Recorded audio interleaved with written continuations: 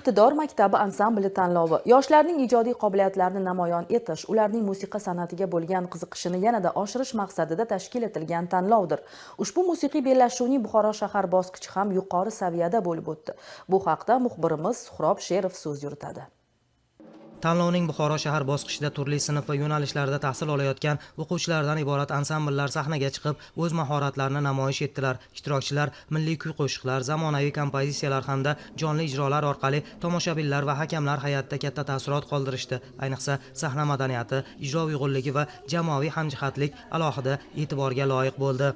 Prezidentimiz tashabbuslari bilan tashkil etilgan ushbu iqtidor bolalar ansamblining yildan yilga qamrovi ortib bormoqda. O'tgan yilga nisbatan bu yil 30% ga qamrov oshganligini ko'rishimiz mumkin.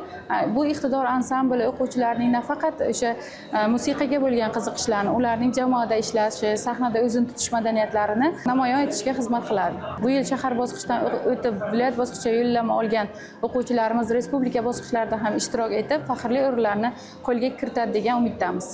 Hakamlar hay'ati tomonidan har bir chiqish baholanib, eng yaxshi ansambllar g'oliblikka loyiq deb topildi. Faol ishtirokchilar diplom hamda esdalik sovg'alari bilan taqdirlandilar.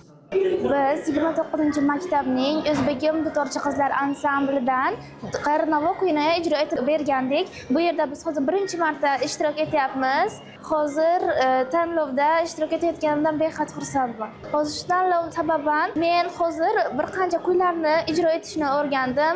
Bir nechta xil cholg'u asboblarida cholishni o'rgandim. Bu juda ham qiziqarli va mazmunli bo'ldi. Ahamiyatli tomoni mazkur tanlov nafaqat iqtidorli yoshlarni kashf etish, balki ularning o'z ustida ishlashiga, sahna tajribasini oshirishiga va san'atga bo'lgan muhabbatini yanada mustahkamlashga xizmat qilishi aniq.